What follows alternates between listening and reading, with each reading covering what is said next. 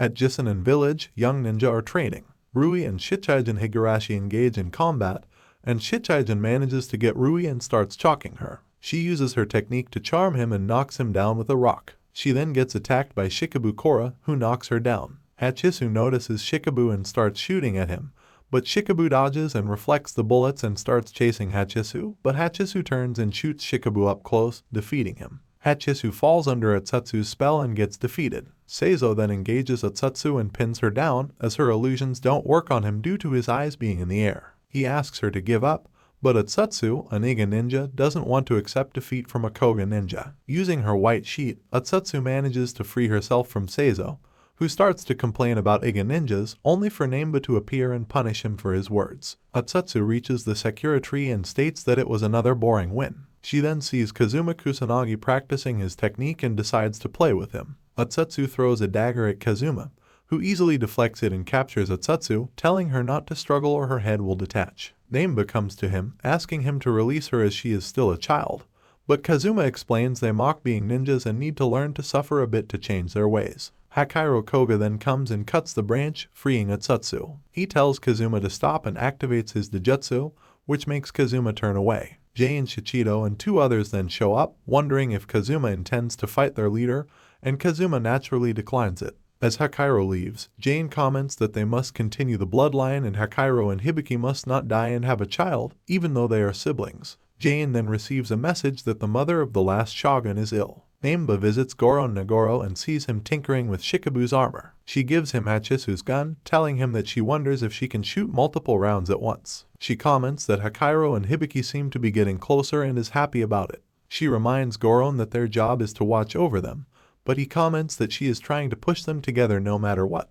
Tadanaga reaches a river and he manages to find one small man and asks him for men to help him cross the river, but they are trying to stop him as it's too dangerous. His men then get killed, and a man appears, asking him if he is the Dainagon of Suruga. Tadanaga asks him to tell him his name, but the man explains that men of low birth like him have no name worthy of giving him. He tells Tadanaga that his attempt to cross the river is like a dog trying to catch a rat. That angers Tadanaga, who tries to kill the man, but the man easily avoids his attacks. He comments that Tadanaga should be thinking that he should have slain him, explains that no swordsman can kill him as the blade naturally avoids his body, and mentions his ninja technique. Kazuma shows up with the other 5 treasures of Koga and beheads the man, stating that he is a ninja, but a weak one. Kaso explains the enemy is Iga ninja known as the Black Hose, but they aren't even worthy of being called ninja. Jane uses his Ninpo Firefly squad to make the enemies visible, and Tenshin kills the remaining ninja with his caltrops. They tell Tadanaga that they will help him reach his destination and then talk about their leader, Hakaido, and his Dijutsu. Tadanaga recalls that Genosuke Koga also had the same Dijutsu, and anyone who tries to hurt or kill him would fall under his Dijutsu and kill himself. Hibiki Iga hears that a woman had lost her child in the forest and they gather the men to go look for it. Hachisu asks Nameba if she asked Goron to fix her gun, and Nameba confirms, but tells her she needs to be nice to him and asks him herself next time. Hakaido went to speak with Goron, telling him that he plans to leave the village. A bit later, Nameba looking for Hibiki goes to Goron, who tells her she may have met Hakaido and explains his desire to leave, but stops Nameba from going to look for Hakaido. Nameba wonders what Goron knows and how Hibiki and Hakaido have the blood of Oboro and Genosuke. Hibiki finds Hakaido and asks him why he wants to leave the village without telling her. She wonders if it's about their powers, but explains that she isn't afraid of his power as he can only use it if she hates him or wants to hurt him, and that her power is even less useful as she can only prevent someone else's power. Hakaido mentions that she must have noticed something during the last cherry blossom bloom, when he left her to win, but Hibiki says that must have been a whirlwind. Tadanaga mentions that he heard of an immortal ninja, Tenzin, but Jane didn't know much about him as he was Iga. Kaso mentions he was from the 10 Iga, which makes Tadanaga comment that Genosuke had managed to defeat even such a monster and wonders how he could have lost to Oboro. Tadanaga says he heard that Kaido had met Oboro before the final battle and wonders if they made some sort of plan, as originally Hattori clan was from Iga. Goron tells Nameba that the story of the battle between Genosuke and Oboro is that they overextended their powers and had died, with Oboro living a slightly longer and managing to write on the scroll. Before the final battle, Genosuke was already hurt and wasn't able to open his eyes. Genosuke then wrote that Iga were the victor and embracing Oboro had killed himself. Goron doesn't know how much of that is true, but one day Kaido visited Jane and delivered 2 babies. Tadanaga says he needs to give up, but yet he still can't accept that was the right decision of Iga being the victor. Kenshin then opens the house and Jane tells him to close the door as the wind is getting inside, but Tenshin tells he can't do that, and as his head falls down, he explains it's because he is already dead. Naimba brings the Iga girls for training, and they get attacked by Koga's boys with snowbacks. As the boys get annoyed, Goron reminds them that they are not fighting for Iga or Koga, but for their leaders. The girls are taken to Hibiki, and Atsutsu decides to test her, but Hibiki turns and uses her Dojutsu, making Atsutsu give up. Goron explains that Hibiki senses enemies' antagonism and neutralizes it. Seizo decides to test him too, but Goron quickly stops him as Hakairo's Dojutsu activates. Goron explains that he almost died and that even if he planned on missing with the kunai, Hakairo's eyes detect the slightest intent to kill and turn that antagonism back upon the enemy. Kazuma tells them he is about to produce his ultimate melody and tightens his whip, cutting himself to pieces and making a melody. A man then shows up and mocks them, saying that their leader is missing and that it must be because it's a child and he has run away. Kaso gets angry and jumps at the enemy, releasing his technique, but the man reverses it and turns it back at Kaso, making him burn himself. The man introduces himself as Tsubamu Kyujaku, one of the Joujinshu. He informs him that not only the 5 treasures of Koga are going to die tonight, but also the fire flowers of Iga. Jain releases his technique, Fire Squad, revealing it also contains poison. Jain turns green, revealing his power comes from his young age as he has been filling his body with many different poisons. As Jain releases his poison, Tsubamu reverses it again and returns it to him, making Jain comment that he was right. Tsubamu comments that he must have realized that the time flow turned backwards, but Jain refuses to believe such a technique exists. As he falls down, dying from his own poison, Tsubamu leaves. Hakairo had heard Jain's voice, realized the 5 treasures were dead, and went to inform Goron. Goron informs Hakairo that he can't let him leave now and guesses the next are the 5 flowers. Shichigen and Rui are sent to inform them, while Atsutsu and Seizo are sent to watch for enemies. The man tells Tadanaga that he will be executed by his own brother, Shogun Imitsu, and introduces himself as Joujin. Hotsu Tsuda realizes there is an enemy and calls it out. Itaru Yasha appears and cites a poem, and Hotsu gives her a coin as he will be sending her to the underworld. He uses his root technique to capture her, but seeing that she is beautiful, he decides to have some fun first. Itaru asks him if he isn't ashamed of his act of being one of the 5 flowers and if he is ashamed to look into her mirror. As he looks into the mirror, he gets scared, and Itaru explains he must have seen his meaningless life, and Hotsu then jumps scared from a cliff, killing himself. Itaru comments that once you look into the mirror and know the futility of your life, you cannot escape destiny's passage. Joujin reminds Tadanaga that they met years ago, when his brother had pox and Tenkai was healing him. Joujin tells him that Tadanaga himself said that his brother would slay him. Tadanaga doesn't remember such things, and Joujin orders Magoroku Rin to make him remember. Magoroku then uses his technique, transporting them to another universe. The remaining 5 flowers had heard Hotsu's voice and went looking for him. They see an old man holding Hotsu's head who asks them if they are looking for him. He introduces himself as Shioniri, and Shugetsu Suiron comments that he will write his name on his grave, but they first need to defeat a demon he brought. Using Magoroku and Tsubamu Kyujaku's technique, they go back in time to when Imitsu had the pox. Tadanaga enters his room to see how his brother is, but Imitsu gives him a despiteful look. Tadanaga still doesn't believe that his brother was jealous of him and would want to kill him, but Joujin asks him why Kurokyua attacked him now and that they serve directly under the shogunate. He continues to explain he must have realized that his brother tries to kill him and tells him he needs to start a rebellion. Rui and Shichigen arrive at Iga village to find a couple of corpses and hope they aren't the 5 flowers. Meanwhile, Joujin tells Tadanaga the others have returned, and they go out and see the heads of the 5 flowers. Joujin tells him that only 2 remain, the leaders Hakairo and Hibiki. Tadanaga wonders why he did this, and Joujin tells him to show their power and express their desire to save Tadanaga's mother. Shikabu shares that he is afraid of pain, but for Hakairo he is ready to die. Hachisu says she won't die for Hibiki, but for all of them, as they need Hibiki and Hakairo in their blood in order to survive. Seizo calls Atsutsu, telling her that the enemy is here.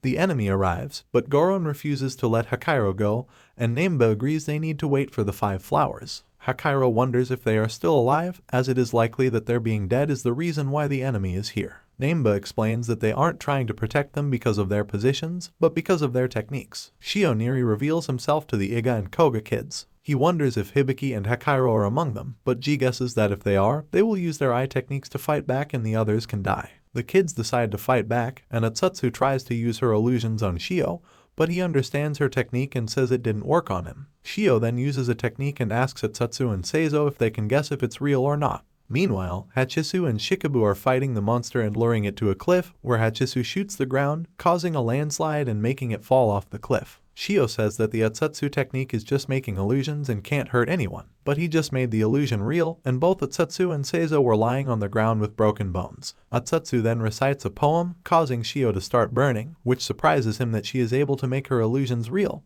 but he manages to escape. The monster then gets back up the cliff, steps on Shikabu, and knocks Hachisu down. Goron wants Hakairo and Hibiki to run, and he shows them a tunnel that will lead them into the mountain. At the end of it, Hakairo climbs out first and cuts the ladder, wanting to go and end it all before Hibiki manages to catch up to him. Shichijin arrives and uses his insects to attack the monsters and make them step away from Shikabu. As Rui and Shichijin take Shikabu and Hachisu back, Rui uses her tears and her technique Butterfly on Shio and they attack him, but he easily defeats them. He realizes Rui's tears stir the lust of men, but explains she lacks the body to seduce anyone. Hakairo then arrives and uses his eye technique, causing the monster to attack both himself and Shio, who then gets orders from Joujin to leave. Hakairo tells the other kids to leave and go find Atsutsu and Seizo and then Goron and Nameba. As they leave, Joujin reveals himself, and Hakairo asks him why they killed the 5 flowers and the 5 treasures, and he explains it was to demonstrate power. Hakairo uses his power, but it has no effect on Joujin,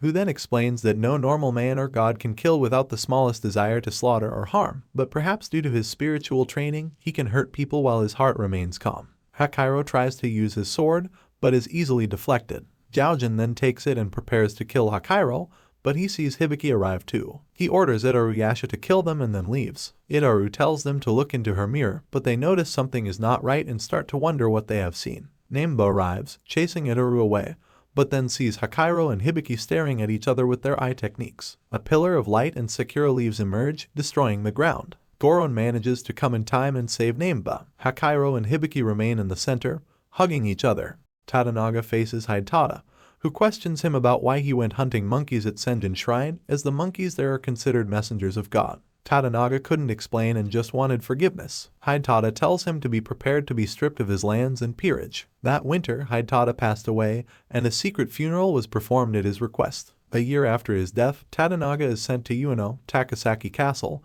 and it is believed that only then was he punished for his hunt. Several years later, Shikabu and Hachisu train in a one-on-one fight in the forest. As Shikabu hits Hachisu, he wonders if she is okay, but she gets shot several times. Getting annoyed, he knocks on her pistol and announces his win. They talk and complain about how both hold back, and Hachisu considers asking Goron to improve her gun. Following Goron's advice, Shichijin, Higurashi, and Rui train in a room, practicing their seductive techniques and trying to resist each other. Shichijin notices that Seizo Ishii is watching, and they chase him away. As his eyes return to him, he says to himself that he isn't excited about watching them but is just killing time. Rui later joins Atsutsu at the river, where Atsutsu thanks Rui for giving her a new scarf, as she believes she will be able to make more and better illusions with it. Hachisu complains to Goron about her gun, and he says he will fix it eventually. She tells him he needs to work a bit harder as it's unknown when the enemy will return. On the next day, the girls work in their store where they sell food and clothes. Later that day, they calculate their profit and comment that it would be good if things remained the same and the enemy didn't return. Hachisu comments that it will likely return, and with them, Hakairo will return too. When he left, the boys cried for him, but they believed he would be back and kept training. Hakairo is honing his sword skills, recalling how Joujin told him his eye technique wouldn't work on him. He meets a monk on a rope bridge who knows who Hakairo is and attacks him. The monk uses a blindfold to not get caught by Hakairo's eyes. He chose the bridge so that he would be more aware of the surroundings, but Hakairo easily jumps over him and captures him. The monk then easily slips away from Hakairo, saying the battle isn't over, and removes his blindfold, introducing himself as Hadibo. He apologizes for attacking him, but he wanted to test his skills, and he reveals he has a request for him. He tells him that Tadanaga is exiled in Kuzu but wants to speak with him as he believes something strange is coming or has already come, a strange castle in Murakumo. Nameba had infiltrated the Edo castle. She recalls her conversation with Goron and the message from Jane about the attack on Kirakuwa and Joujin, which would make Tadanaga believe it was ordered by the shogun. But as it is too obvious, he believes it may be to turn Tadanaga's heart evil and cause treason.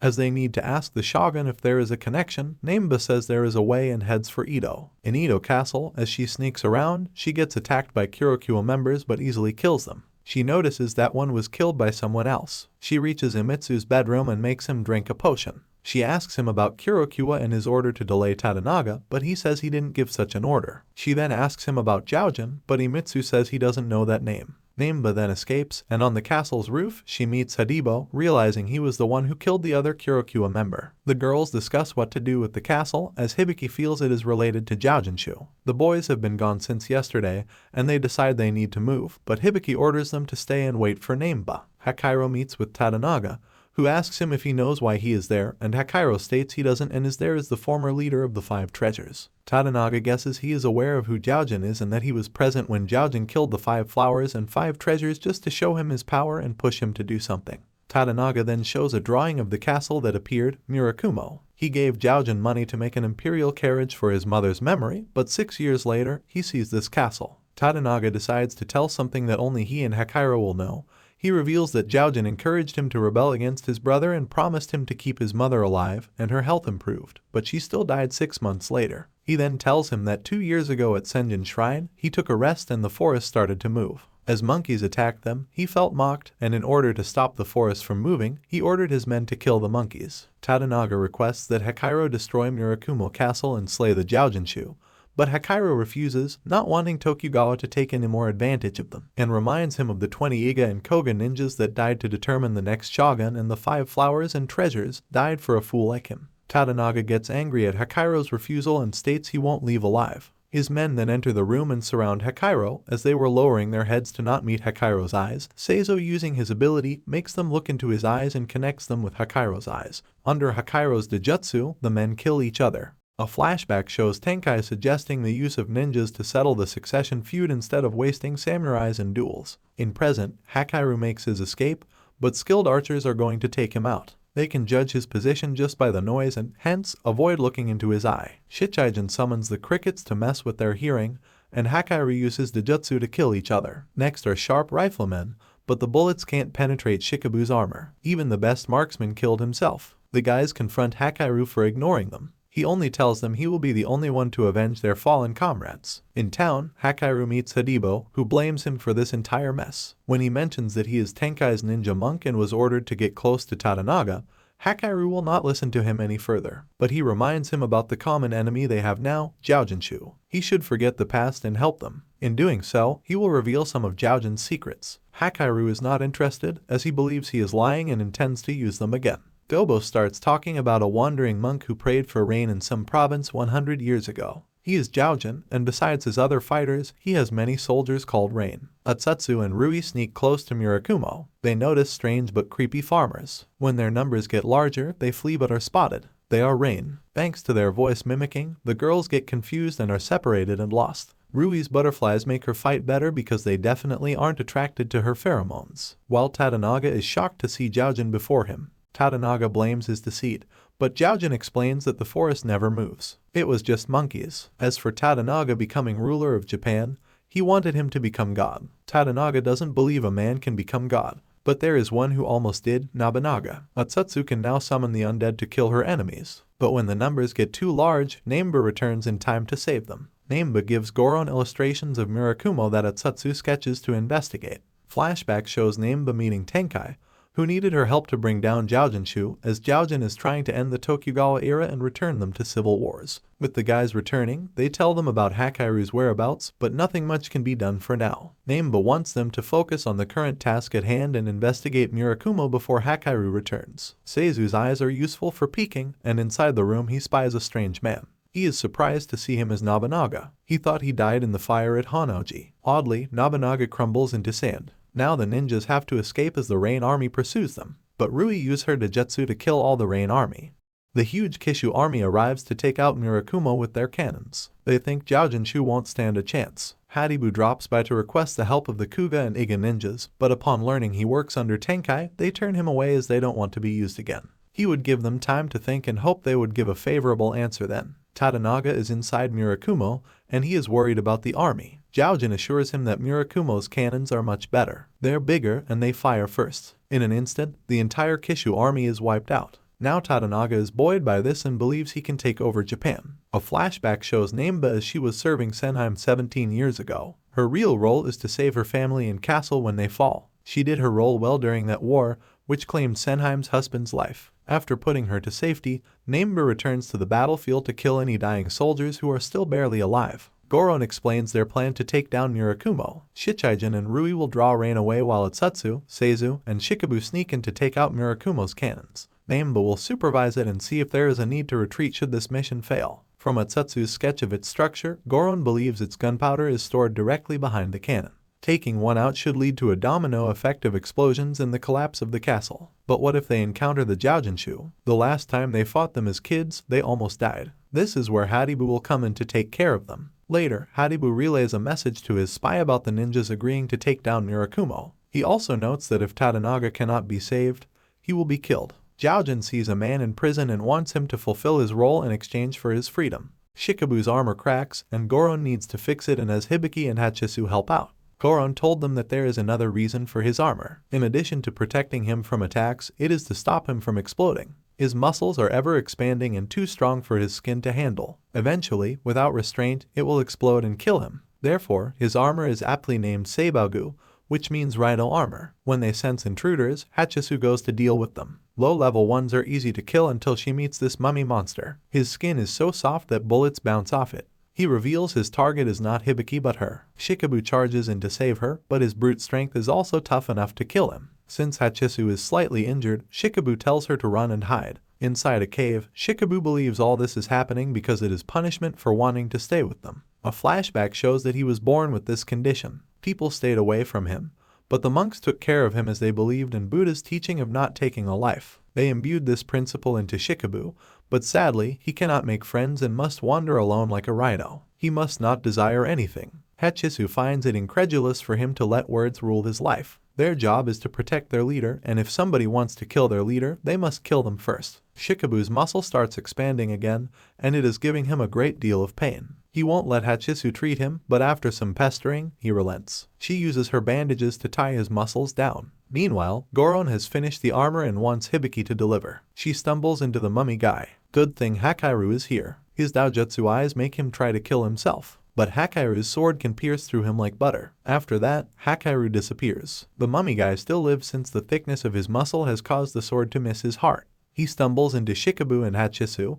who just broke out of their hiding place. With renewed hope, Shikabu easily kills him by breaking his neck. Even if he gets punished, it is fine. They'll suffer together. Shichijin and Rui manage to distract some of the rain. But what they didn't count on was some of them having rifles. Shichijin got shot in the thigh, but they managed to escape after he summoned the bugs to jam up the rifles. A flashback shows that his mother loved a poem about a cricket. He took care of him by herself since young. Shichijin could display some level of controlling insects like his father. One day, a bandit assaulted his mom. Shichijin tries to fight him, but he is a very sorry state as a samurai. His mom could at least decently put up a sword fight with this low-level thug. When Shichijin tries to fight back with a rock, the bandit tries to cut Shichijin, but his mother jumps and slips up while trying to avoid cutting him. The adults accidentally cut each other, effectively killing themselves. That's why now Shichijin talks like sacrificing himself to let Rui get away. He thinks he slowed his mom down despite she has some ninja techniques. He vows never to let anyone pay the price of his failure again.